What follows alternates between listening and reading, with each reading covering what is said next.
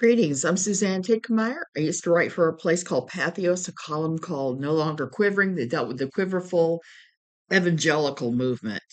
Lately, I've just been doing my own thing, working on my book, trying to get it ready for publication. And I'm just infuriated today, and I have to talk about this. I'm not going to monetize this in any way, shape, or form because, not that I make much money anyway, I have fewer viewers now that I'm not really doing any kind of schedule because I'm busy with life. Okay, so I'm furious this morning. Why? Well, those of you that know me well, know that I am disabled. I'm officially disabled. I have a condition known as mastocytosis. It's a mast cell disorder. I was diagnosed like 20 years ago, long, long time ago, before it was the trendy thing that everybody was claiming they had. And I have had various treatments for it through the years. It's caused all kinds of problems for me, right down to having two minor strokes. Well, a minor one and a more serious one. Because the way that mastocytosis works and mast cell disorders, one of the symptoms that you can get that I get is low blood pressure, high blood pressure. And I'm now stabilized on a medication that keeps my blood pressure in a certain range, not too low, not too high. But at the time, this was something I had not dealt with, and it just happened, and it started causing a lot of problems before they figured out what was going on. Why this long explanation or rant? Well, because I'm getting there, you'll see. Mastocytosis, they think, is hereditary. On my father's side of the family, there have always been people with severe asthma who haven't lived past about 30, 35. I was one of those very severe asthmatics in the family, and I have lived past 35, and I think that's because of medications and treatments and things that were not available to people like my great aunt. So I feel like it's likely that they all had it and didn't know it. Now, I have an aunt that's the same age as my husband who also had it and is much like she's the same age as my husband, 72 years old. So obviously she's received, we both benefited from modern medicine. You hear me, I'm having trouble breathing. I got to go use a nebulizer next thing when I get off here, but I got on this morning on Facebook. Facebook. I don't know about you guys, but I'm usually just sharing silly memes for family and friends. Try not to be too political. I try not to say anything too outre because I have relatives that live in Indiana in the middle of nowhere that don't understand my humor many times and don't understand my political views or anything else. So I'm frequently trying to not appease, but not upset the Indiana, Ohio crowd on my husband's side of the family.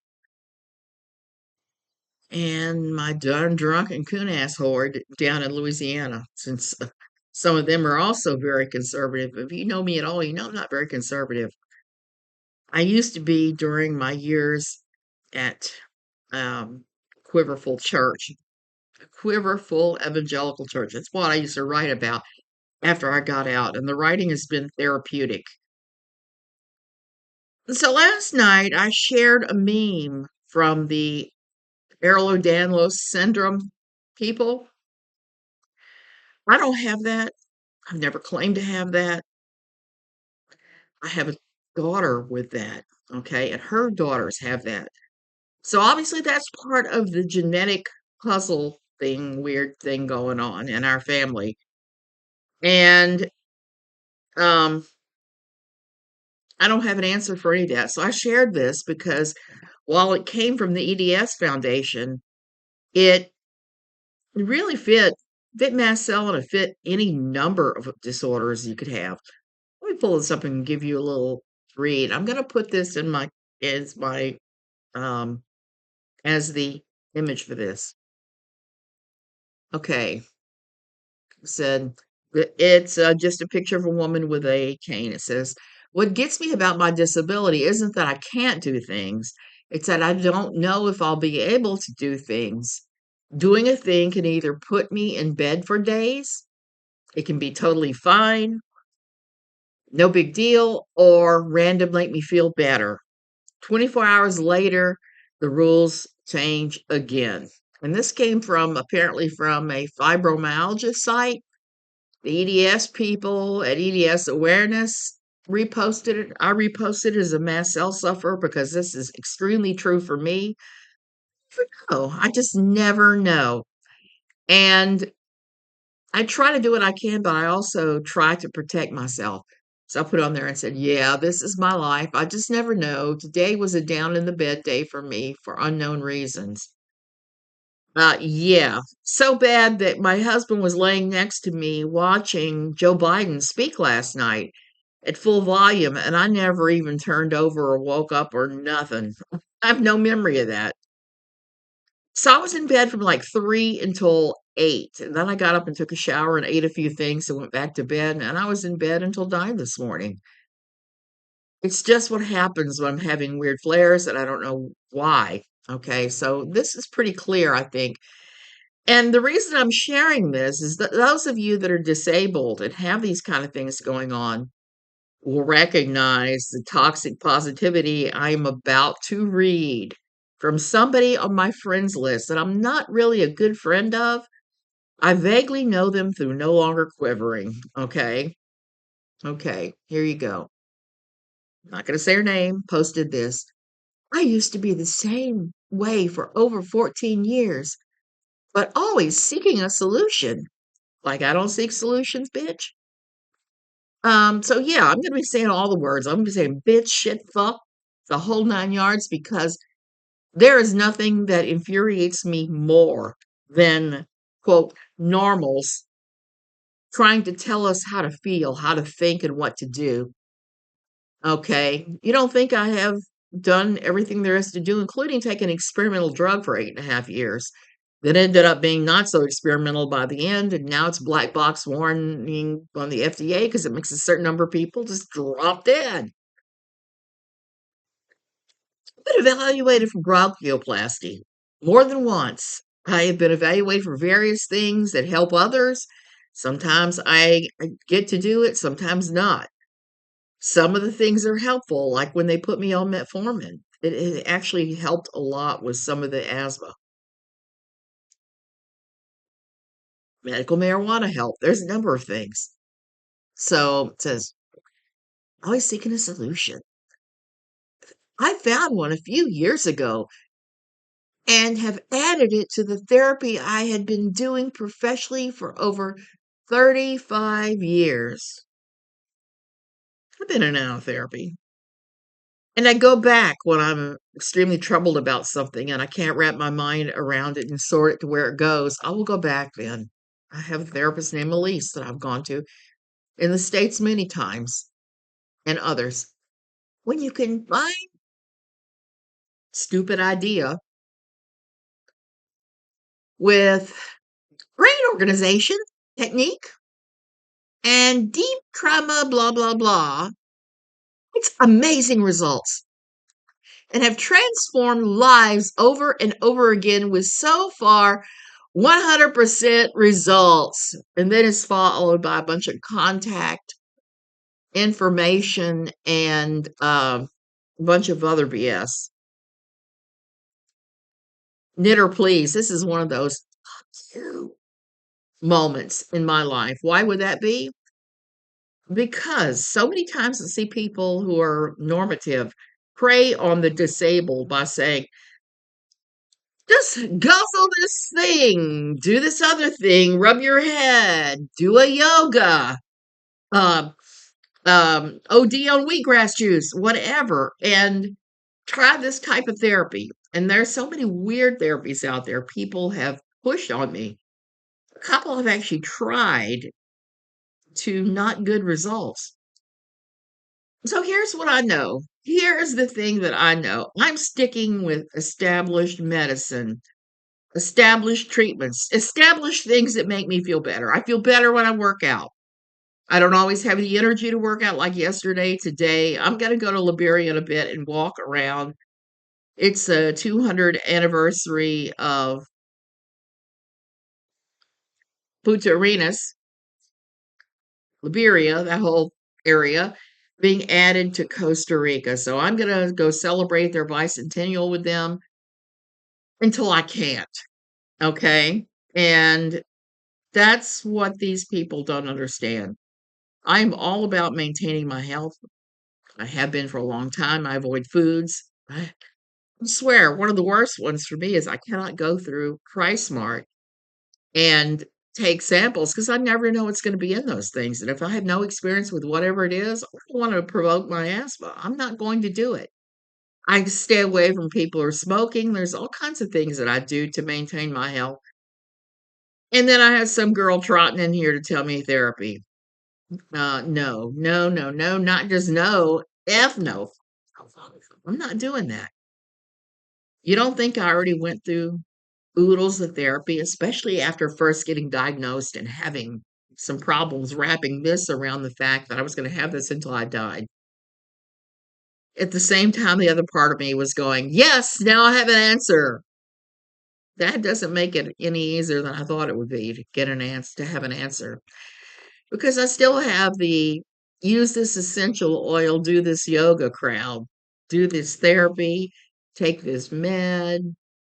And it doesn't make it any easier. And you're bombarded with ads on Facebook and Twitter, freaking Twitter, X, as what's his nuts likes to call it. And the ideas are just awful. Many times you're looking at the therapy and like so many times, like throw your CPAP machine away with this thing that holds your jaw forward. No, no, no, no, no, no. You don't think I've been tested for this over and over and over and over again? I'm not doing that. So, what they don't understand when they come up with this crap and they come at us with it is it is a form of gaslighting. It's a type of toxic positivity. They're not comfortable with the idea of anyone else having an illness. They think they have the answer because they found their answer. Personally, I think her answer is a fool's paradise, and one day she'll have a huge flare and then have to face the music. This is something I saw again and again and again and again in Old Quiverful, my old church.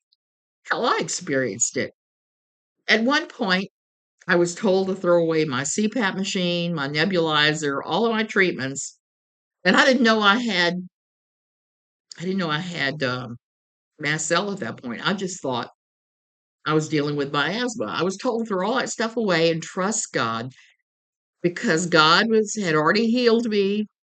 I just hadn't manifested it yet. So I had to keep saying that I trusted God and that the symptoms were just a lie from the pit of hell. And that if I did that enough in the right way, I would be 100% healed all the time and would be have manifest no symptoms at all. Do you know what happened when I did that? I got sicker. I got way sicker, way faster. And I might have half-assed drug along with this and been able to accomplish more in my life had I just stayed with the things I had. Instead of ending up with life-threatening asthma that put me in the hospital more times than I could shake a stick at. At one point, I was using my EpiPen a couple of times a week, and this is before it went to $600 an EpiPen. Couple of times a week and ended up in the ER to the point where I quit going to the ER after I used the EpiPen. Let's see if I can grab this. I have a little device here that I live and die by the numbers of this now.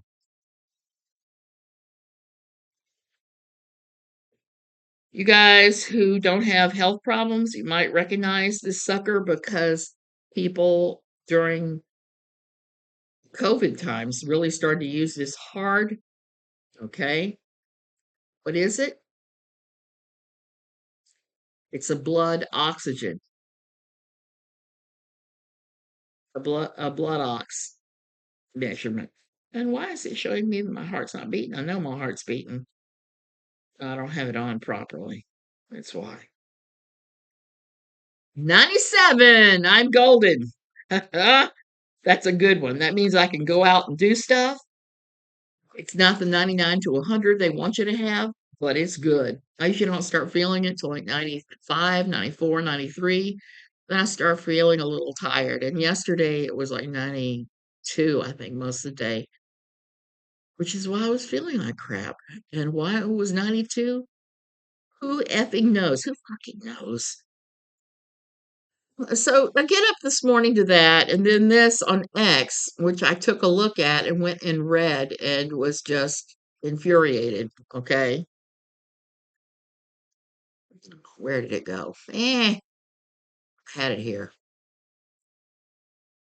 If I hated Donald Trump for any reason, it would be this. Okay. This is one of the root reasons why I cannot take him seriously or like him.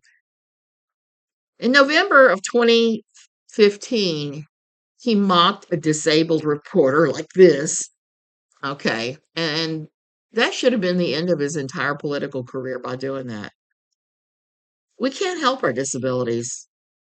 It's not who we are, but it is a corral that holds us in to what we can and cannot do. And for that reporter to be brave enough to go out with a disability in public in a jeering, uncomfortable with disabilities public that treats the disabled as lesser is an act of bravery that I just cannot comprehend. Okay. And he got mocked for it. Mocked like he was something that didn't matter, like he was a thing, not a person.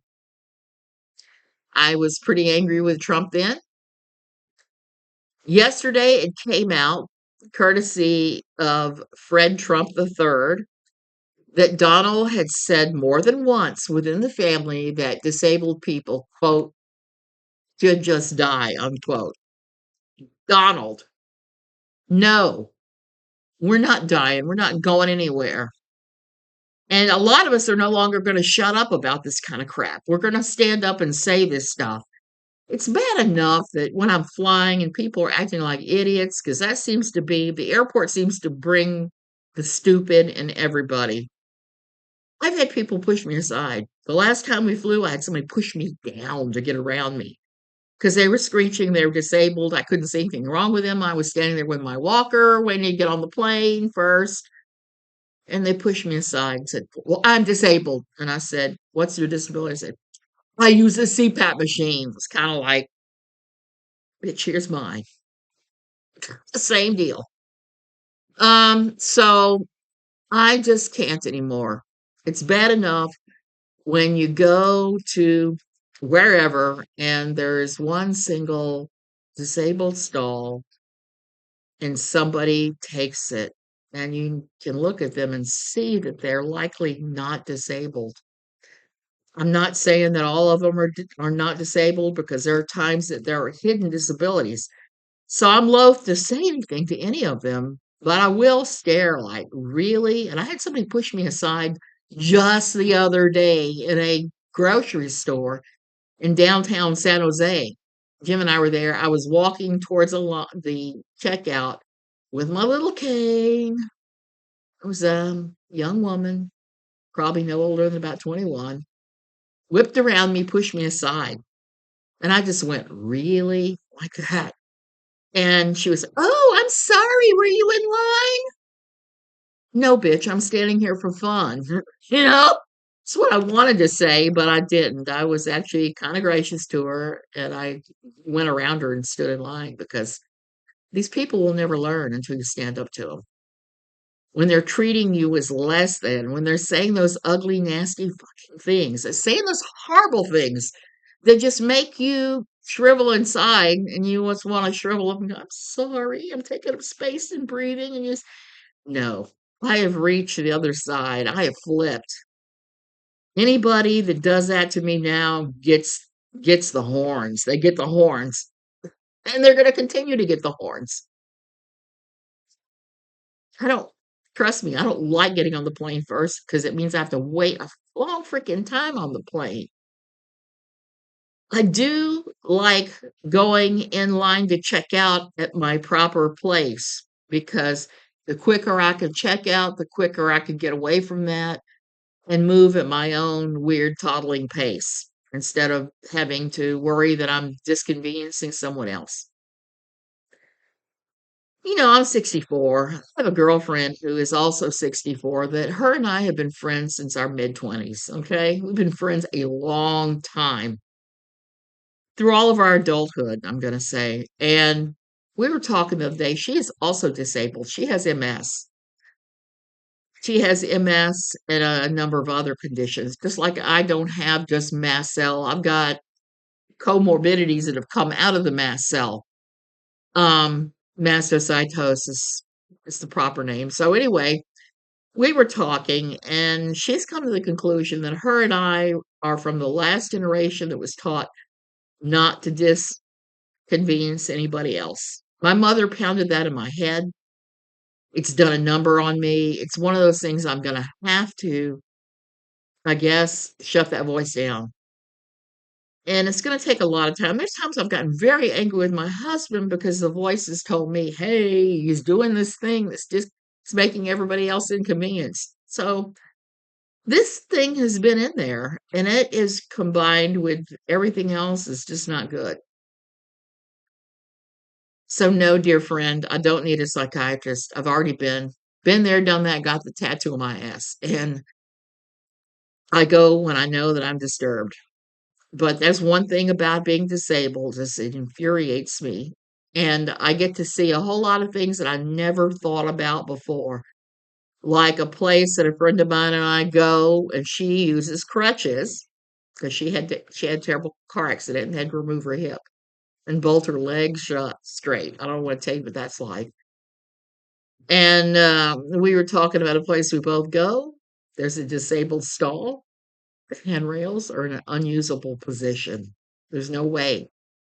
You would have to be a contortionist to use the rails to get up and down. And I don't always need them, but when I need them, I need them. And that place is just not good for that. There are restaurants I've been to recently, including one in the high rent district near Potrero, that don't have handicapped anything. And you're left clawing at the walls of a slick marble paneled bathroom to stand up if you're disabled. This was a whole eye-opening mind F for me when I became disabled to discover how incredibly poorly the world treats those with disabilities. And, that's got to end. I've got to think that it is education is the key. But I look at the world and see how people are. They're all self-involved and they don't think about not disconveniencing anyone else. They think about getting there and doing whatever they want to do. And that's fine as long as you're not harming somebody else to do it. So I told off this woman. I just told her off. I didn't give her the thing that I usually do when somebody does that. I have a list that I usually put in there when somebody does this to me. It basically says, recommending this therapy, $100 fee, please. And it has all these different funny things, and it all asks for money. I put that together after the chuckleheads around here that like to do drum circles and essential oils came after me with the drum circles, essential oils, yoga. And I do yoga. I've been doing yoga off and on for years. It's a nice thing, doesn't cure mastocytosis. I don't think it cures too much of anything except maybe stiff joints. So I've ranted enough, but that's what is on my mind today. And all I can say is, fuck you to those people that treat the disabled like they don't matter, because they definitely do. Take care of yourselves, friends, and don't put up with people like that in your real life. Tell them off. Tell them, hey, how dare you? Because if you don't, they're just going to keep going on, pushing that crap on somebody else, and nobody has time for that. Love you guys. I'll see you later.